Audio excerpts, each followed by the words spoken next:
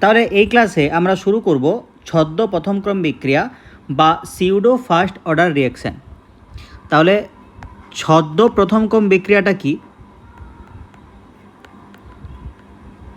তাহলে যখন কোনো বিক্রিয়ায় একের বেশি বিক্রিয়ক পদার্থ থাকবে কিন্তু ওই বিক্রিয়ার হারটা বা রেটটা ডিপেন্ড করবে একটা বিক্রিয়কের উপরে। কি বললাম? যখন কোনো বিক্রিয়ায় একের বেশি বিক্রিয়ক পদার্থ থাকবে কিন্তু ওই বিক্রিয়ার হারটা কিসের উপর ডিপেন্ড করবে? একটা বিক্রিয়কের উপরে ডিপেন্ড করবে, তখন সেই বিক্রিয়াকে বলা হবে ছদ্ম প্রথম ক্রম বিক্রিয়া। উদাহরণ হিসাবে ধরো তুমি এস্টারের আর্দ্র বিশ্লেষণ বিক্রিয়া। বিক্রিয়াটা আগেও লিখেছিলাম, CH3COO CH3, এটা অ্যাকোয়াস হিসাবে আছে বা জলীয় দ্রবণে আছে, এখানে জল দেওয়া আছে, এখান থেকে তৈরি হবে অ্যাসিড আর অ্যালকোহল। হলো। এরপরে দেখা যায়, আমি বলেছিলাম যে রিঅ্যাকশানের রেট বা হারটা নির্ভর করে পরীক্ষালব্ধ ফলাফলের উপর। তো দেখা যায় যে রেট বা বিক্রিয়ার হার সমান K into CH3COO CH3 to the power 1। তাহলে এই যে মাথায় 1 আছে আর এখানে দুটো বিক্রিয়ক থাকা সত্ত্বেও একটা বিক্রিয়কের উপর বিক্রিয়ার হারটা নির্ভর করছে, তার জন্য এটাকে বলা হচ্ছে ছদ্ম প্রথম ক্রম বিক্রিয়া। তাহলে এই 1-এর জন্য প্রথম ক্রম আর কি, ঠিক আছে। আর ছদ্ম কেন? কারণ এই দুটো বিক্রিয়ক থাকা সত্ত্বেও একটার উপর নির্ভর করছে। হলো। আর একটা দেখবে বিক্রিয়া লেখা আছে সুক্রোজের আর্দ্র বিশ্লেষণ, থার্ড সেমিস্টারের বিক্রিয়াটা ছিল। তো C12H22O11, এখানে জল দিলে কি তৈরি হয়? গ্লুকোজ আর ফ্রুক্টোজ। এরপরে দেখা যায় যে বিক্রিয়ার হারটা কিসের উপর নির্ভর করে? ওই যে গ্লুকোজটা আছে ওর কনসেন্ট্রেশন বা গাঢ়ত্বের উপর নির্ভর করে, জলের কনসেন্ট্রেশন বা গাঢ়ত্বের উপর কিন্তু নির্ভর করে না, ঠিক আছে। তো যেহেতু এখানে এরও মাথায় দেখো 1 আছে, তার জন্য এটা ফার্স্ট বা প্রথম ক্রমের বিক্রিয়া। আর যেহেতু জলের উপর নির্ভর করছে না, একটার উপরে নির্ভর করছে, তার জন্য এটা ছদ্ম প্রথম ক্রম বিক্রিয়া। হলো। এরপরে দ্বিতীয় ক্রমের বিক্রিয়া। এবার দ্বিতীয় ক্রমের বিক্রিয়ার ক্ষেত্রে আমরা ডেরিভেশনটা করব না, আমরা জাস্ট ধরো এ থেকে প্রোডাক্ট, তাহলে এখানে রেট কি হবে? আর সমান মাইনাস ডিএডিটি, আগের মতোই মাইনাস ডিএডিটি হবে, কারণ এর আগে কোনো সংখ্যা নেই। তাহলে মাইনাস ডিএডিটি সমান K into A to the power 2 বা A square, concentration of A তার স্কোয়ার। যেহেতু দ্বিতীয় ক্রম তার জন্য মাথায় 2 থাকবে, ঠিক আছে। এরপর এই ক্ষেত্রে ডেরিভেশন করলে পাওয়া যায় যে কেটি সমান AT minus 1/AT minus 1/A0। তাহলে এটিটা হচ্ছে তোমার টি সময় পর গাঢ়ত্ব, আর A0টা হচ্ছে তোমার প্রাথমিক অবস্থায় গাঢ়ত্ব, ঠিক আছে। তো ডেরিভেশনটা দরকার নেই, শুধুমাত্র ফাইনাল ফর্মটা মনে রাখলেই হয়, যদিও সেকেন্ড অর্ডার থেকে খুব একটা কোশ্চেন কিন্তু পরীক্ষায় জিজ্ঞেস করে না। হলো। এরপরে কে এর উপর উষ্ণতার প্রভাব, কে এর উপর টি এর প্রভাব। তাহলে তুমি যদি টেম্পারেচার বাড়াও তাহলে তোমার হাত ধ্রুবকটা কিন্তু বৃদ্ধি পাবে। টেম্পারেচার কমালে হাত ধ্রুবক কমবে, টেম্পারেচার একই থাকলে হাত ধ্রুবক একই থাকবে। এই হচ্ছে তোমার ফান্ডা। এরপরে বিক্রিয়ার উষ্ণতা গুণাঙ্ক।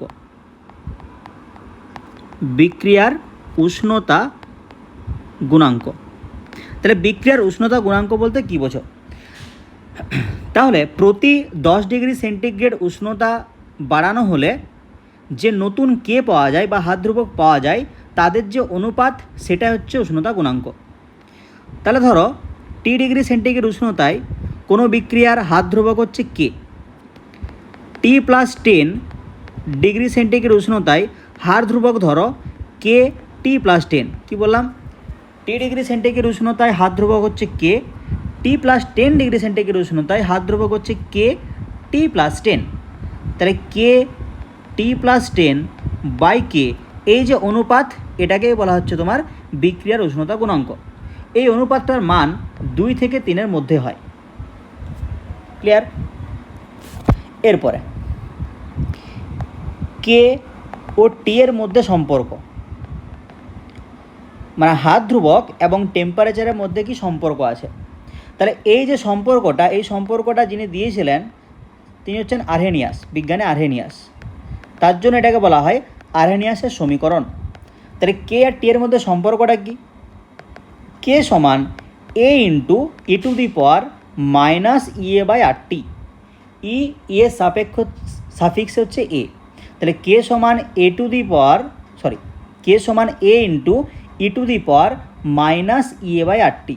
ওই মাইনাস ইয়েতে এটা সাফিক্সে আছে। তাহলে এখানে কে হচ্ছে তোমার হাত ধ্রুবক, টি হচ্ছে টেম্পারেচার, এগুলো তো আগের থেকেই জানি।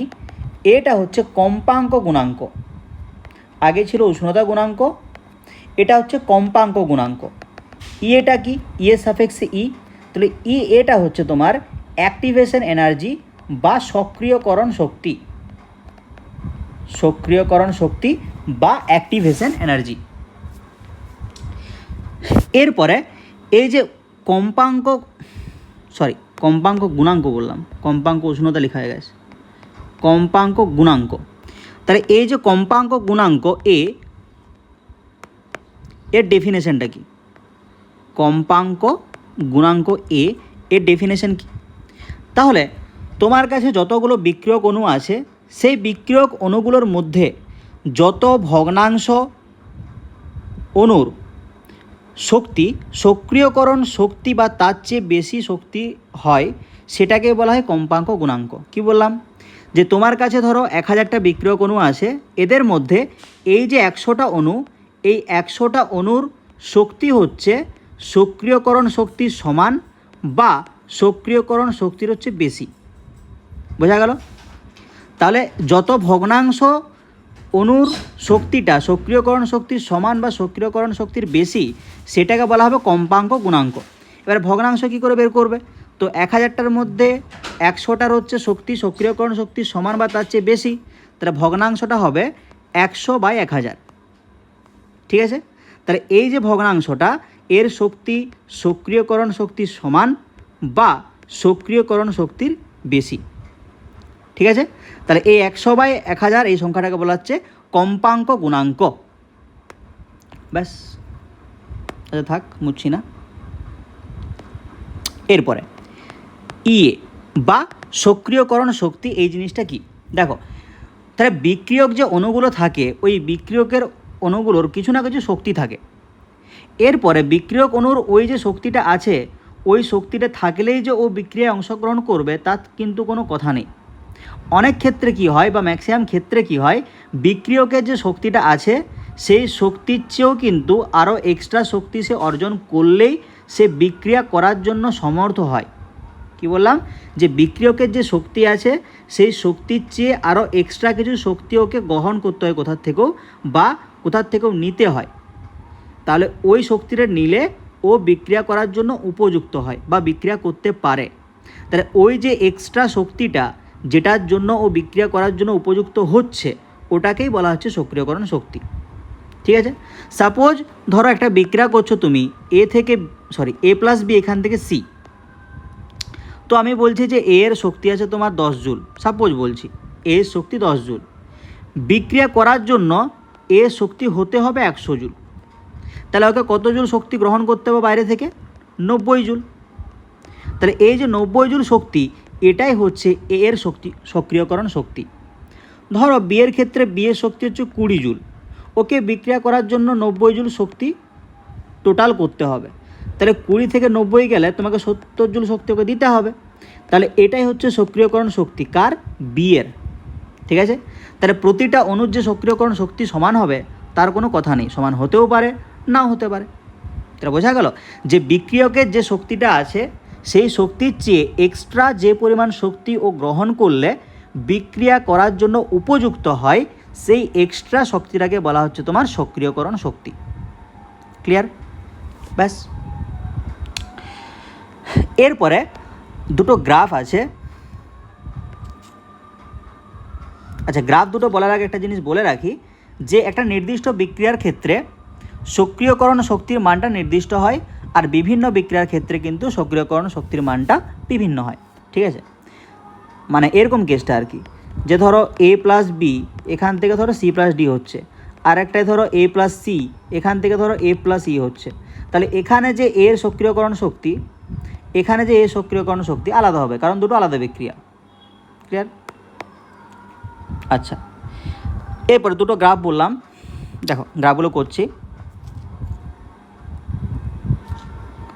আচ্ছা দাঁড়াও,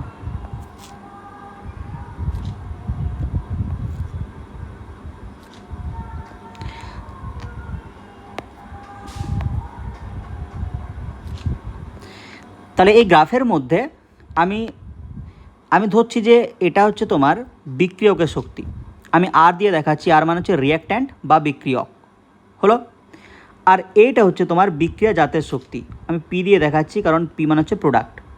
তাহলে এই যে ওয়াই অক্ষটা এটা শক্তিকে ইন্ডিকেট করছে, আর এই এক্স অক্ষটা রিয়াকশান কোঅর্ডিনেট, মানে যত তুমি এই এক্স অক্ষের ডান দিকে যাবে তত তোমার বিক্রিয়াটা রিয়াক্ট্যান্ট থেকে প্রোডাক্টের দিকে যাচ্ছে আর কি, বা বিক্রিয়ক থেকে বিক্রিয়াজাতর দিকে যাচ্ছে হলো।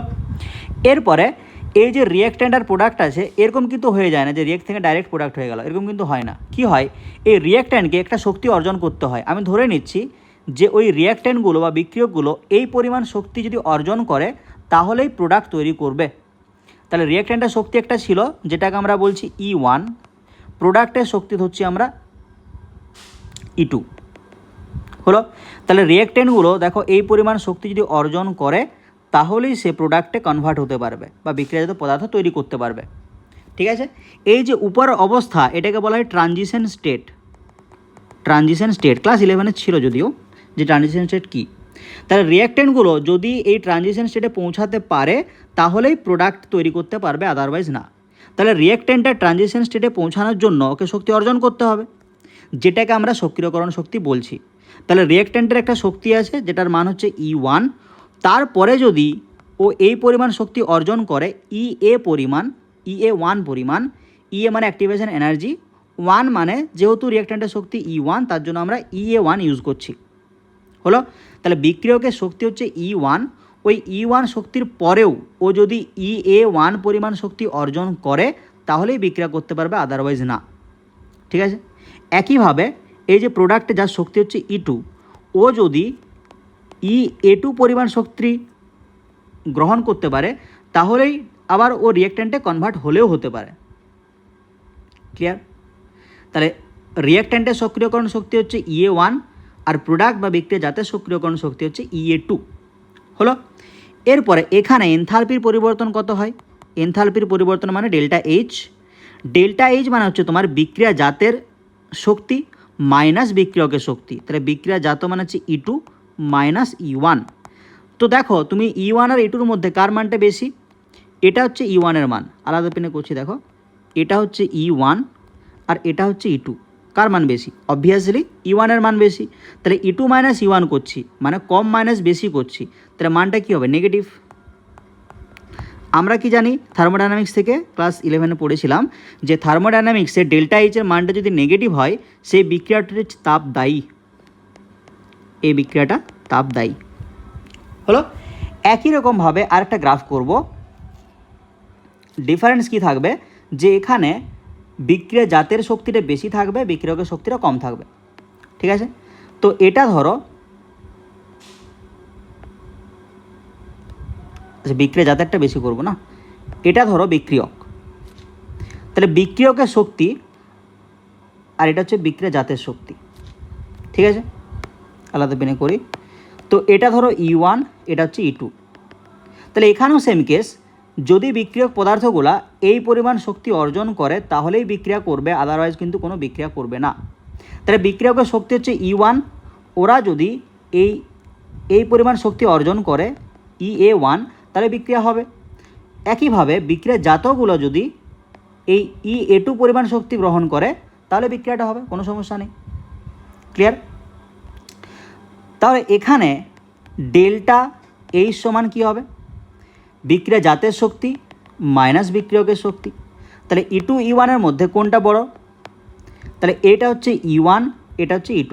অবভিয়াসলি E2 বড়, তাহলে বড় মাইনাস ছোটো করলে মানটা পজিটিভই আসবে বা ধনাত্মকই আসবে। সাপোজ এর মান 100, E1-এর মান 50, কত আসবে? প্লাস 50, ধনাত্মক মান আসছে। তাহলে যেহেতু ডেল্টা এইচের মানটা ধনাত্মক তাহলে এই বিক্রিয়াটা হচ্ছে তোমার তাপগ্রাহী। আমরা থার্মোডাইনামিক্সে পড়েছিলাম যে ডেল্টা এইচের মানটা পজিটিভ এলে সেটা হচ্ছে তাপগ্রাহী, ডেল্টা এইচের মানটা নেগেটিভ এলে সেটা হচ্ছে তাপদায়ী।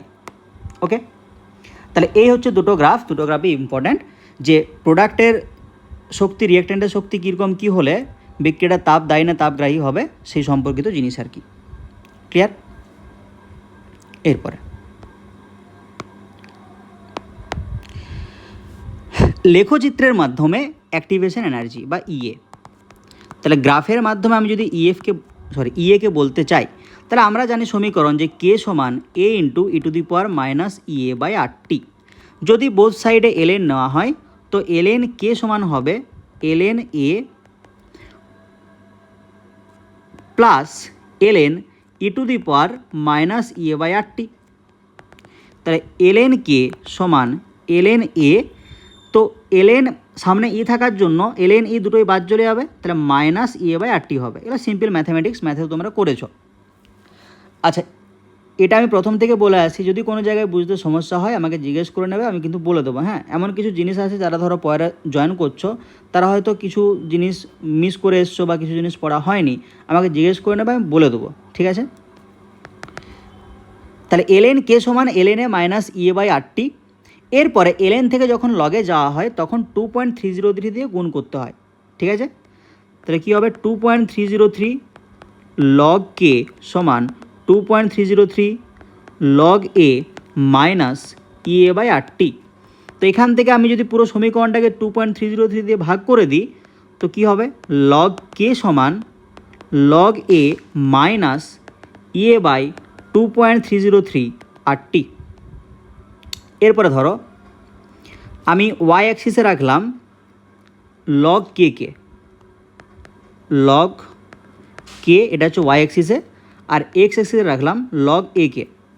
এরপরে আমি জানি না যে সবাই গ্রাফটা করতে জানো নাকি, মানে একটা সমীকরণ থেকে কীভাবে গ্রাফ করতে হয় এটা মানে ওই গ্যাস চ্যাপ্টারে শেখানো হয় আর কি। এবার যদি কেউ না জেনে থাকো আমাকে ক্লাসে বলবে। হ্যাঁ, তাহলে এটা ধরো ওয়াই, এক্স অ্যাক্সিসে কে আছে লগ এ, তাহলে ওয়াই সমান এমএক্স হয়, তাহলে এম এর মানটা কত 1, আর এই যে মাইনাস ইএ বাই আরটি এই পুরোটা হচ্ছে তোমার কাছে সি মানে ছেদিতাংশ। তাহলে ছেদিতাংশ ধরো নেগেটিভ,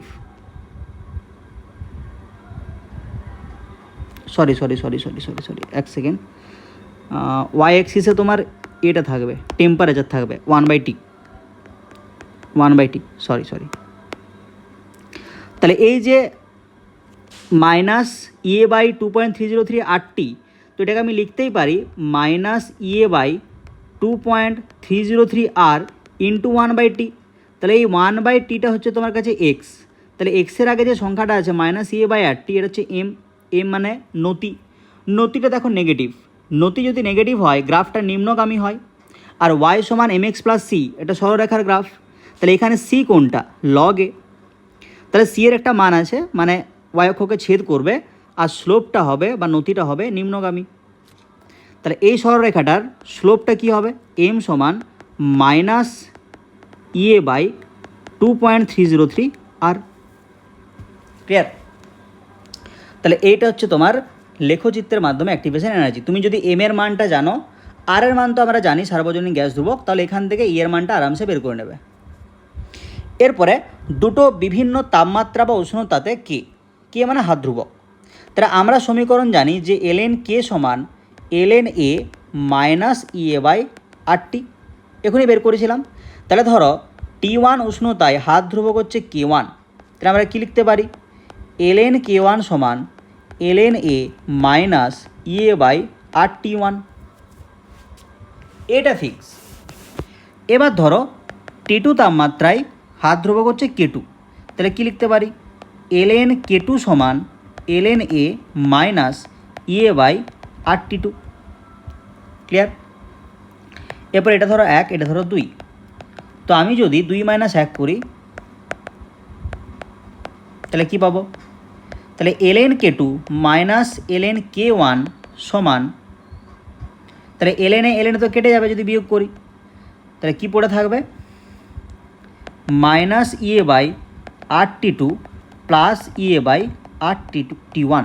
জাস্ট বিয়োগ করছি, 2 নম্বর সমীকরণ থেকে 1 নম্বর সমীকরণকে বিয়োগ করছি।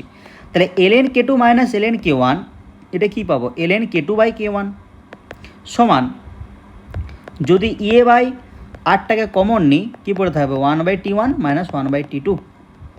এটা হচ্ছে তোমার মেন সমীকরণ। ঠিক আছে, তাহলে এখানে কি দেওয়া থাকে, টেম্পারেচার দেওয়া থাকে, ই এর মান বের করতে হয়, টেম্পারেচার আর কে এর মান দেওয়া থাকলে ই এর মান বের করতে হয়, বা কোনো জায়গায় টেম্পারেচার ই এর মান দেওয়া থাকে, K1 বা K2-র মধ্যে একটা মান দেওয়া থাকে, আরেকটা বের করতে হয়। ঠিক আছে, তো এই সমীকরণটা কাজে লাগিয়ে ডাইরেক্ট মান বের করতে হয় কোনো একটা জিনিসের, তো সেটা তোমাকে বলা থাকবে। এখান থেকে ইজি কোশ্চেনে আসে। তো এখানে কি বললাম যে এ এর মান দেওয়া থাকে, T1 এর মান দেওয়া থাকে, T2 এর মান দেওয়া থাকে, K1 এর মান দেওয়া থাকে, বলে K2 বের করো। কোনো জায়গায় K2 দেবে, বলবে K1 বের করো। কোনো জায়গায় T1, T2, K1, K2 দেওয়া থাকবে, বলবে ইএ কত হবে বের করো, এরকম আর কি। তোমাদের একটা ফর্মুলা শিট দেবো, সেখানে সব ফর্মুলাগুলো লেখা থাকবে, তো রিভিশন করলে ফর্মুলাগুলো আরামসে মনে থেকে যাবে, সমস্যা কিছু নেই। ঠিক আছে, তাহলে এই ক্লাসে এতটাই থাক। পরের ক্লাসে ওই বিক্রিয়া হারের সংঘর্ষ তত্ত্ব ওই পোর্শনটা পড়ে দেবো, তাহলেই চ্যাপ্টারটা শেষ। ওকে, থ্যাংক ইউ।